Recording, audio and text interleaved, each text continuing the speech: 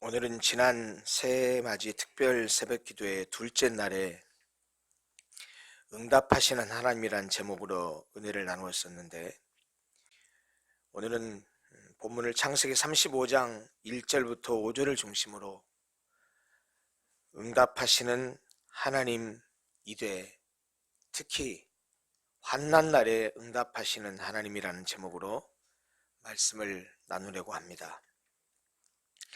특별 새벽기도회 때 나누었던 말씀은 예레미야 33장 2절부터 3절이었습니다. 이를 행하시는 여호와, 그것을 만들며 성취하시는 여호와, 그의 이름을 여호와라 하는 이가 이와 같이 이르시도다. 너는 내게 부르짖으라. 내가 내게 응답하겠고 내가 알지 못하는 크고 은밀한 일을 내게 보이리라. 우리가 특별 새벽기도회 때 나누었던 이 말씀은 기도에 응답하시는 하나님에 관한 원론적이고 원리적이고 또 가장 기본적인 그런 성경적 진리라고 한다면, 환난 날에 내게 응답하시며 내가 가는 길에서 나와 함께 하시는 하나님이라고 하는 이 고백은 야곱이 응답하시는 하나님을 직접 체험한 실제적인 고백의 내용입니다. 본문에 등장하는 주인공 야곱은 예수를 오래 믿은 사람, 그리고 창세기 내용을 여러 번 들은 사람들에게는 익숙한 이름일 것입니다. 그런데 불행스럽게 야곱이라는 사람은 예수 믿는 사람들에게 그다지 좋은 이미지를 가져다주는 사람은 아닙니다. 왜냐하면 태어날 때부터 쌍둥이로 태어났죠. 다른 사람의 발꿈치, 형 에서의 발꿈치를 잡고 태어났는데 바로 그 이름 뜻이 그런 뜻을 가지고 있습니다. 사실 다른 사람의 발꿈치를 잡는다는 말은 딴지를 건다라는 그런 부정적인 의미가 담겨 있는 그런 내용입니다. 실제로 창세기에 나타난 야곱을 살펴보면 참으로 야가 빠지고 간사한 사람처럼 묘사됩니다. 자기의 욕심을 충족시키기 위해서는 수단 방법을 가리지 않았던 사람입니다. 잘 아시다시피 아버지를 속여서 장자에게 주는 축복을 가로챈 사기꾼과 같은 그런 사람입니다. 그런데 참 신기한 사실은 인간적으로 보면 이렇게 야가 빠지고 간사하고 이기적이고 사기꾼 같은 이 야곱을 하나님께서 모태에서부터 선택하셨고 그를 사랑하시고 그의 삶에 동행하시며 그를 인도했다는 사실입니다. 우리도 야곱과 같은 측면이 많고 또 우리도 야곱과 별반 다르지 않다라는 사실을 우리도 다 인정하기 때문에 바로 그런 야곱을 하나님께서 사랑하시고 그의 삶에 함께 하셨다는 사실은 우리에게 얼마나 큰 위로와 희망을 주는지 모르겠습니다. 이제 구체적으로 하나님께서 야곱의 환난 날에 어떻게 응답하시고 그가 가는 길에 어떻게 함께 하셨는지를 살펴보려고 합니다. 본문 창세기 35장 1절부터 5절까지를 우리가 함께 읽었는데 본문은 이렇게 시작합니다. 하나님께서 야곱에게 일어나서 베델로 올라가라고 합니다. 그리고 거기서 야곱이 형 에서를 피해서 도망할 때 나타났던 하나님께 제단을 쌓으라고 합니다. 그러자 야곱은 자기 집안 모든 사람들과 자기와 함께한 모든 사람들, 아마 종들로 보입니다. 그런 사람들을 모아놓고 이렇게 말을 합니다. 너희 중에 있는 이방 신상들을 버리고 자신을 정결하게 하고 너희들의 의복을 바꾸어 입으라. 우리가 일어나 베델로 올라가자 라고 말하면서 하나님에 대한 자기의 신앙을 이렇게 고백합니다. 그 내용이 3절의 말씀입니다. 내 환난 날에 내게 응답하시며 내가 가는 길에서 나와 함께 하신 하나님께 내가 거기서 제단을 쌓으려 하노라. 여기서 야곱이 고백한 하나님은 환난 날에 내게 응답하신 하나님이십니다.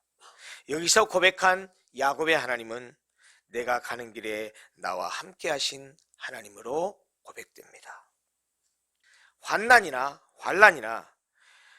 그것을 우리는 신앙적으로 핍박받는 것만을 생각합니다. 실상 단어적으로 사전적으로 환난이란 단어를 찾아보면 뜻밖의 불행한 일을 만나서 근심과 범민을 하며 어려움을 겪는 것을 말합니다. 그렇다면 과연 야곱이 내 환난 날에 내게 응답하신 하나님을 고백한 그 야곱이 당했던 환난은 무엇이었을까요? 창세기 28장을 보면 야곱은 형 에서를 속이고 아버지의 축복을 가로챕니다.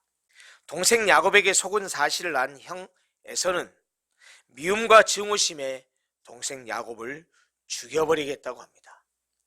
이 말을 들은 어머니 리브가가 자기 오라버니 외삼촌 라반의 집으로 빨리 도망가라고 해서 야곱은 평생 정들었던 자기의 집을 떠나 외삼촌 집을 찾아 떠나야 되는 방랑자 신세가 됩니다. 외삼촌 라반의 집을 찾아 하란을 향해 가던 도중에 해가 집니다. 그래서 할 수 없이 밤을 거기서 새야 되겠기에 유숙을 해야 되겠기에 돌을 가져다가 베개로 삼고 눕습니다. 그런데 여러분, 돌을 가져다가 베개를 삼고 잠을 청하려고 누웠는데 야곱이 잠이 제대로 왔겠습니까? 아마도 돌베개를 베고 누워서 잠을 청했던 이 야곱에게는 온갖 상념들이 머릿속을 스쳐갔을 것이라고 생각됩니다. 외삼촌 집을 찾아갈 수는 있을까? 외삼촌이 나를 반겨줄까? 설사 외삼촌 집에 간다고 하더라도 나는 거기서 뭐 해먹고 살지? 또 외삼촌 집에 갔다가 나는 언제나 다시 부모님이 계신 고향 집으로 돌아올 수 있을까? 이런 여러 가지 상념에 잡혀 있었을지 모릅니다. 뜻하지 않게 만난 환난에 얼마나 많은 고민과 번민을 했겠습니까? 그러다 잠이 들었습니다. 그런데 꿈속에 하나님이 나타나셔서 야곱에게 이렇게 말씀하십니다. 창세기 28장 15절입니다. 내가 너와 함께 있어 내가 어디로 가든지 너를 지키며 너를 이끌어 이 땅으로 돌아오게 할지라. 내가 내게 허락한 것을 다 이루기까지 너를 떠나지 아니하리라. 환난을 만나 고민과 번민을 하는 야곱에게 얼마나 큰 위로와 힘이 되었겠습니까? 마침내 야곱은 바단 아람에 있는 외삼촌 라반의 집에 도착합니다. 여러분도 잘 아시겠지만 거기에서 우여곡절을 겪으면서 14년 동안 일하며 자기가 사랑했던 외삼촌 라반의 둘째 딸 라헬을 아내로 맞이하게 됩니다.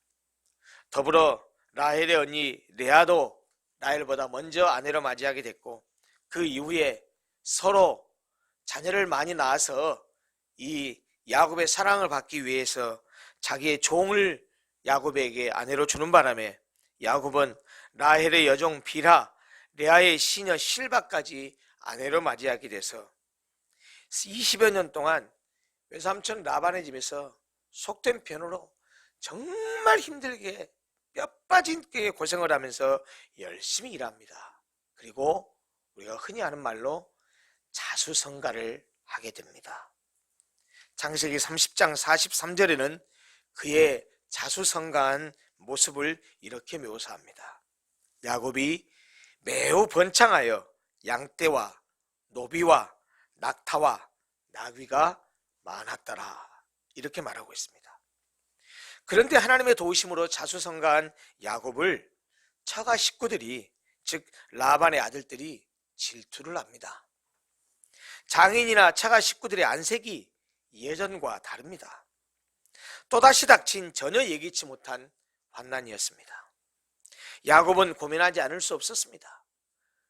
외삼촌이었다가 이제는 장인이 되었는데 그 외삼촌의 집에 내가 계속 이런 눈칫밥을 먹으면서 머물러 있어야 할 것이냐? 아니면 나도 이제 일가를 이루었으니 고향으로 돌아갈 것이냐? 이런 선택의 기로에 서면서 환난에 처한 야곱에게 하나님이 또다시 응답하십니다. 창세기 31장 3절입니다. 여호와께서 야곱에게 이르시되 네 조상의 땅 내 족속에게로 돌아가라. 내가 너와 함께 있으리라. 13절을 보면 꿈에 하나님의 사자를 통해서 다시 한번 하나님의 응답을 확인시켜 주십니다. 창세기 31장 13절에서는 이렇게 말씀하십니다. 나는 베델의 하나님이라. 내가 거기서 기둥에 기름을 붓고 거기서 내게 서원하였으니 지금 일어나 이것을 떠나서 내 출생지로 돌아가라. 두 번이나 하나님 응답을 받은 야곱은 외삼촌이자 장인인 라반의 집을 떠나서 고향을 향해서 떠납니다. 그런데 이게 또 어찌된 일입니까? 또 다른 환난이 그를 가로막습니다. 또 다른 어려움이 그에게 닥쳐옵니다. 자기를 죽이려고 버리던 형 에서가 400명이나 되는 군사를 이끌고 온다는 소식을 접하게 된 것입니다.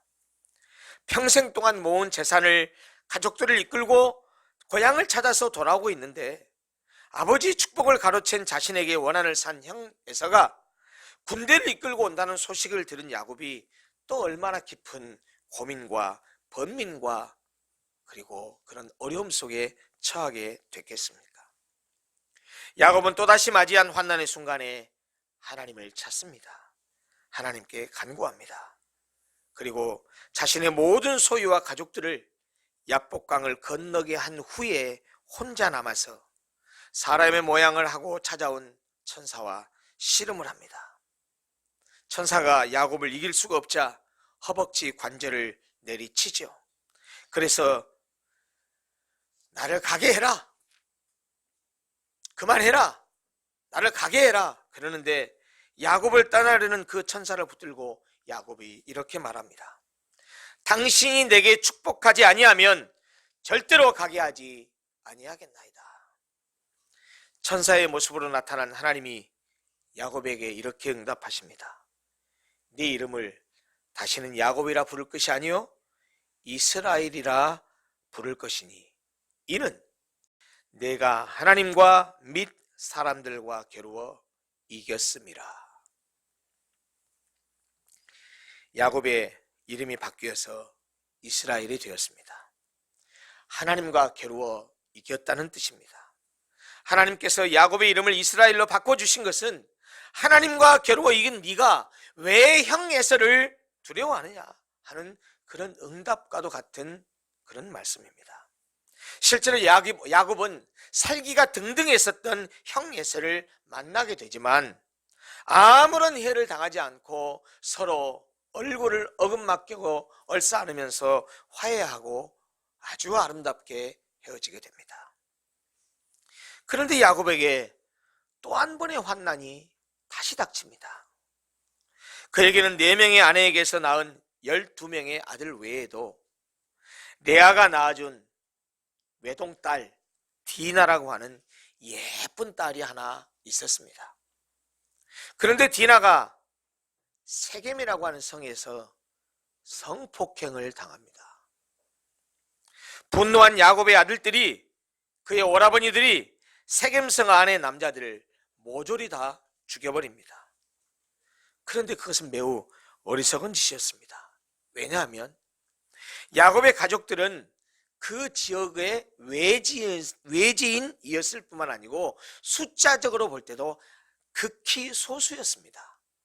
그러나 그곳은 세겜과 동맹을 맺은 많은 족속들이 있었기 때문에 세겜 족속들이 이 야곱의 아들들에 의해서 죽임을 당했다는 사실을 동맹을 맺은 주변 족속들이 알게 되면 야곱의 가족들을 칠 것이 분명하게 될 것이고, 그리고 만약에 그들이 야곱의 가족들을 친다면 아마 야곱의 가족들은 몰살당할 것이 분명할 것입니다. 이 일이 있고 난 다음에 오늘 우리가 읽은 이 본문 35장 1절 말씀이 주어집니다. 하나님이 야곱에게 베델로 올라가라고 말씀하십니다. 가족들이 몰살을 당할 환난과 위기 앞에서 하나님께서 또다시 구체적으로 말씀하시며 응답하신 것입니다. 이처럼 야곱은 그의 인생길에서 환난을 당했을 때 하나님이 찾아오셔서 구체적으로 응답해 주시는 경험을 여러 번 했습니다. 그랬기 때문에 본문의 3절처럼 하나님에 대해서 그렇게 고백할 수 있었던 것입니다. 환난 날에 응답하시는 하나님, 나와 함께 하신 하나님이라는 고백을 할 수 있었던 것이지요. 사랑하는 성도 여러분, 인생을 살아가는 사람은 누구에게나 크고 작은 어려움이 있습니다. 아마 2020년도에도 여러분이나 저에게도, 우리 교회에게도 이런 크고 작은 어려움이 닥쳐올 것입니다. 예기치 못한 환난이 닥쳐오게 돼 있습니다. 그럴 때마다 그런 환난이 닥치면 우리는 고민하고 고통스러워합니다. 때로는 그 환난이 꽤 오랫동안 우리를 힘들게 하기도 합니다. 개인적으로 나 자신을 힘들게 하는 환난이 찾아오기도 하고요. 가정 가운데 어려움이 찾아와서 정말 힘든 나날을 보내야 될 때도 있고요. 어떨 때는 내가 하는 사업에 어려움을 겪어서 정말 힘들게 하루하루를 보내야 될 때도 우리가 경험하기도 합니다. 하나님은 환난을 당한 야곱에게 꿈이나 환상 중에 나타나셔서 응답하셨습니다. 때로는 천사를 보내기도 했습니다. 그러나 불행하게도 하나님께서는 야곱에게 응답하셨던 이런 똑같은 방식으로 우리에게 응답하시지는 않을 것입니다. 그럼에도 불구하고 여러분들은 야곱의 하나님을 나의 하나님으로 믿을 수 있겠습니까? 오늘 본문의 내용은 야곱의 인생 가운데 일어난 일입니다. 본문에 나타난 하나님의 응답은 야곱에게 주신 응답입니다. 나에게 직접 주신 말씀이 아니고 또 나에게 하신 말씀이 아닙니다. 나에게 일어난 기적이 아닙니다. 그럼에도 불구하고 우리가 그 말씀을 과연 내 말씀을 받아들일 수 있냐는 말입니다. 성경의 말씀은 주어진 대상이 다르고 상황과 환경이 다르고 지금 내가 처한 상황과 다르다는 말입니다. 나에게 직접 주신 말씀은 하나도 없습니다. 병훈아, 이렇게 부르신 말씀이 하나도 없단 말이에요. 성경 속의 인물 속에 주신 말씀을 우리가 지금 기록으로 전해진 말씀을 보고 듣고 읽을 뿐입니다. 그러면 나에게 직접적으로 주신 말씀이 아닌 그 말씀을 우리는 어떻게 받아들이고 어떻게 드려야 할까요? 그 키는 성령 하나님에 있습니다. 말씀을 기록하신 분은 성령 하나님입니다. 오늘 본문이 야곱을 만나주시고 야곱에게 응답하신 하나님의 영이 바로 성령이십니다. 그 동일한 성령 하나님의 역사하시고 기록하신 말씀을 지금 21세기에 사는 우리가 오늘 펴서 읽고 듣고 있습니다. 그 동일한 성령 하나님이 우리의 마음을 움직이시고 그 동일한 성령 하나님이 우리에게 감동을 주시고 우리로 깨닫게 하십니다. 성령은 상황과 시대와 관계없이 하나님의 말씀이 영원한 진리라는 사실을 우리에게 가르쳐 주십니다. 따라서 우리는 성경의 말씀을 읽을 때 지금의 시대와 상황과 조건과 환경이 전혀 다른 말씀이지만 그 말씀이 나에게 직접 주신 말씀이 아니라 할지라도 그 말씀의 상황과 인물에 지금의 나, 현재의 나, 지금 상황의 나를 거기다 대입해서 보고 읽을 줄 알아야 합니다. 그러면 성령 하나님께서 나에게 주시는 메시지가 무엇인지를 깨닫고 받아들여지게 됩니다. 성경 속의 인물과 나를 동일시해서 볼 줄 알아야 한다는 말입니다. 오늘 본문의 말씀도 야곱의 자리에 나를 치환해서 한번 읽어보십시오. 야곱에게 주신 말씀을 나에게 주신 말씀으로 여기라는 말입니다. 그러면 성령 하나님께서 야곱이 바로 나구나, 야곱의 상황이 바로 내가 처한 상황이구나 라고 깨닫게 하시고 그 말씀을 내 말씀으로 받아들여지게 하는 은혜를 주실 것입니다. 이런 성령의 은혜를 믿어야 야곱의 하나님이 바로 나의 하나님이라고 고백할 수 있고 나의 하나님이라고 믿을 수 있습니다.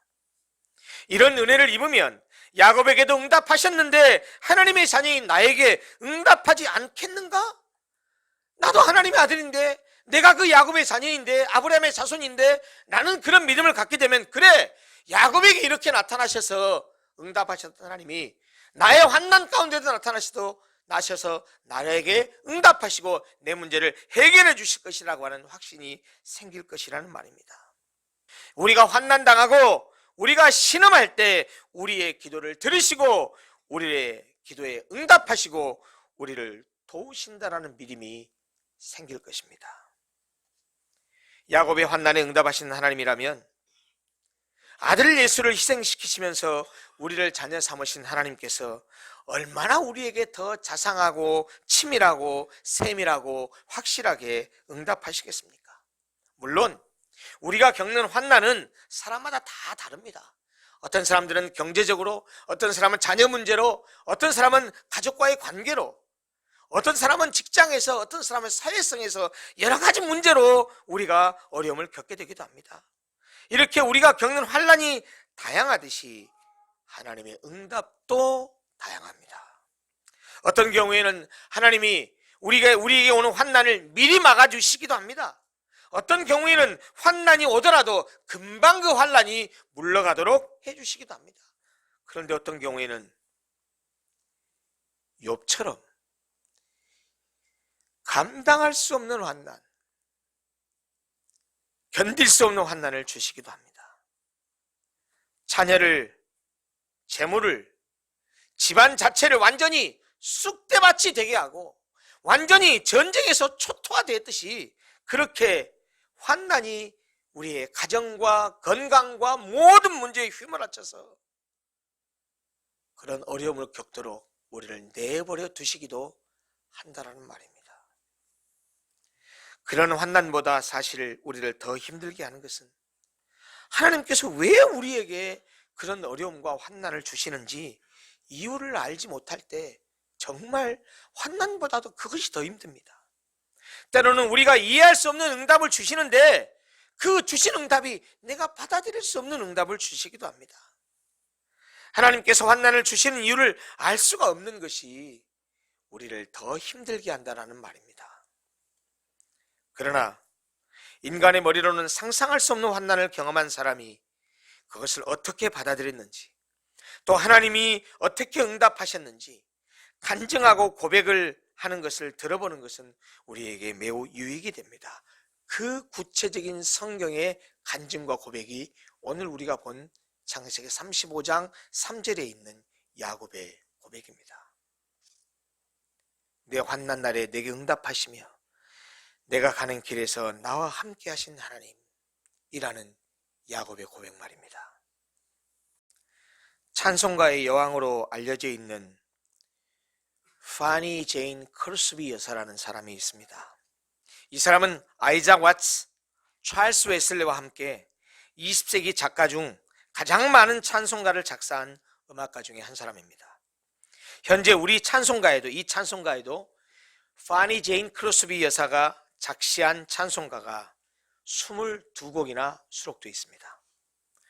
크로스비의 찬양에는 그녀가 95세를 살면서 하나님과 동행한 마음속 깊은 눈물 어린 고백이 담겨 있습니다. 한 구절 한 구절 하나님을 향한 그녀의 사랑과 은혜의 간증이 녹아 있습니다. 그런데 그 모든 내용은 그녀의 환난 속에서도 그녀에게 응답하신 하나님에 대한 고백입니다. 그런데 여러분, 이 크로스비 여사는 출생 후 6주 만에 돌팔이 의사의 잘못된 약물 치료로 시력을 잃고 평생 시각장애인으로 살았습니다. 한 개인에게 이보다 더 큰 환난이 어디 있겠습니까? 그러나 크루스베는 자신이 실명당한 것을 한 번도 원망한 적이 없었습니다. 오히려 자신의 처지를 하나님께 감사하면서 자신에게 주신 달란트를 활용하여서 그에게 주신 사명을 잘 감당했습니다. 90세가 되던 10월, 지나은 세월을 정리하면서 크루스베 여사가 이렇게 간증했습니다. 나는 일생 동안 주님의 뜻에 따라 살려고 노력했습니다. 어느 때는 내 뜻대로 안 되기도 했지만 그때마다 주님의 뜻을 구했습니다. 그리고 내 뜻을 버리고 주님의 뜻을 따랐습니다. 어느 날 신문 기자가 크루스베에게 이렇게 물었다고 합니다. 당신은 장애인인데 어떻게 그렇게 행복을 누리며 살 수 있습니까? 당신의 시력을 상실하게 한 의사가 원망스럽지도 않으십니까? 크루스베 여사가 손사래를 치면서 아니에요, 아니에요 하면서 이렇게 말했습니다. 그 사람을 비난하지 마십시오. 그 의사를 다시 만난다면 이 세상에서 가장 놀랍고 귀한 선물을 제게 주셔서 감사드린다고 말할 거예요. 할머니는 나를 의자에 앉혀놓고 하나님께서 내게 가장 좋은 것을 주시겠다는 약속을 가르쳐 주셨지요. 그런데 그분이 그렇게 하셨습니다. 주님은 보이지 않는 그분의 뜻대로 나를 사용하셨답니다. 만일 당신이 나보다 더 행복한 사람을 찾았다면 그 사람을 보여주십시오. 내 행복의 잔은 사랑하는 주님의 은혜 가운데 항상 넘치고 있습니다. 나는 친구들의 얼굴이나 들판의 꽃, 푸른 하늘과 아름다운 별들을 볼 수는 없습니다. 하지만 나는 만족이라고 부르는 작은 보물을 평생 내 마음에 담아두겠다고 다짐했습니다. 예수를 믿는 사람이라고 해서 인생의 고난과 어려움, 환난과 비극에서 면제되는 것은 아닙니다. 그러나 분명한 것은 어떤 환난을 당한다 할지라도 하나님은 결코 그의 자녀들을 그대로 방치해 두지 아니하시고 반드시 도우시고 응답하신다는 사실입니다. 하나님의 응답의 시기가 다를 수 있고 하나님의 응답의 내용이 다를 수 있지만 야곱의 응답하신 하나님은 우리에게 응답하시고 크루스베 여사에게 응답하신 하나님은 우리에게도 반드시 응답하실 것입니다. 역설적으로 들릴지 모르지만 환난을 당할 때 말씀이 주시는 위로의 힘을 체험하고 실제로 우리를 위로하시는 하나님을 체험할 수 있습니다.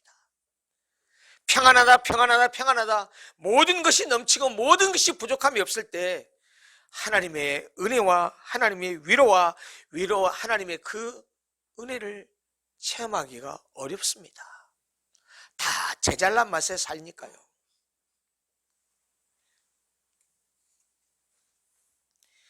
가정이 경제적으로 힘들어 보고 사업이 어려워져 보고 가족 가운데 누가 병중에 누워 있어 보고 그런 어려움과 환난을 당할 때 역설적으로 들릴지 모르지만 그때가 바로 하나님을 만날 절호의 기회예요. 그때가 바로 하나님의 응답을 경험할 수 있는 절호의 기회입니다. 우리가 그런 환난을 당하면 보이지 않았던 것들이 보이게 됩니다. 소중하게 생각하지 못했던 것을 소중하게 생각하게 됩니다. 죄인임을 깨닫지 못했던 것을 깨닫게 됩니다. 여러분, 이 세상 사람 가운데 근심 걱정 없는 사람이 누가 있겠습니까? 마음의 상처와 고통이 없는 사람이 누가 있겠습니까? 남들이 보기에는 평안하게 살고, 남들이 보기에는 부유하게 살고, 남들이 보기에는 평안하게 사는 것 같아도 조금만 마음을 열고 이야기를 나누다 보면 거의 대부분의 사람들이 마음속에 영혼의 환난을 경험하고 있고, 정신적인 환난 속에 있고, 물질적인 환난을 당하고 있는 것을 보게 됩니다. 조금만 깊은 대화를 하다 보면, 마음을 털어놓고 얘기하다 보면 환난과 근심, 어려움과 걱정이 없는 사람이 한 사람도 없습니다. 사랑하는 성도 여러분, 환난을 겪으며 근심과 고통을 당할 때 오늘 본문에서 야곱이 했던 고백을 꼭 기억하시기 바랍니다. 그리고 야곱이 했던 그 고백을 동일하게 고백할 수 있게 되기를 바랍니다. 하나님은 내가 환난을 당할 때 반드시 응답하십니다. 어떤 방법으로든 응답하십니다. 자기 아들을 아끼지 아니하시고 우리 모든 사람을 위하여 내어주신 이가 어찌 환난 당하고 씨름하고 몸부림칠 때 그의 자녀들을 그대로 내버려 두시겠습니까? 우리가 눈물을 흘리며 고통스러워할 때 어떻게 하나님이 그런 나를 가만히 바라만 보고 계시겠냐는 말입니다. 반드시 응답하실 것입니다. 시기의 차이가 있고 응답의 내용의 차이가 있을 뿐이지 하나님은 반드시 자기의 자녀를 위로하시고 기도에 응답해 주십니다. 우리의 눈에 흐르는 눈물을 닦아주실 것이고, 그리고 지금 겪고 있는 슬픔을 변하게 하여서 기쁨의 춤을 추게 하실 것입니다. 야곱의 고백을 꼭 기억하십시오. 일어나 베들을 올라가자. 내 환난 날에 내게 응답하시며 내가 가는 길에서 나와 함께 하신 하나님께 내가 거기서 제단을 쌓으려 하노라. 시편 50편 15절에서도 우리에게 이렇게 하나님께서 말씀하십니다. 환난 날에 나를 부르라. 내가 너를 건지리니 네가 나를 영화롭게 하리라. 하나님은 우리의 부르짖음에 반드시 응답하십니다. 하나님은 우리의 기도에 반드시 응답하십니다. 올해는 기도하는 한 해가 됐으면 좋겠습니다. 부르짖는 한 해가 됐으면 좋겠습니다. 나를 위해서, 내 가정을 위해서, 직장을 위해서, 사업을 위해서, 그리고 교회를 위해서, 하나님 나라를 위해서 그렇게 부르짖고 매달리고 하나님께 간구해서 응답받는 한 해가 됐으면 좋겠습니다. 하나님은 반드시 우리를 환난에서 건져내시고 우리의 눈물의 기도에 응답하실 것입니다. 왜냐하면 야곱에게 응답하셨던 그 하나님이 바로 우리의 하나님이시요, 평생 동안 맹인으로 살면서도 하나님을 찬양했던 그 파니 제인 크로스비의 여사에게 응답하신 하나님이 바로 우리의 하나님이시기 때문입니다. 힘을 내십시오. 그리고 기도하십시오. 하나님 응답하시리라 믿습니다. 기도하겠습니다.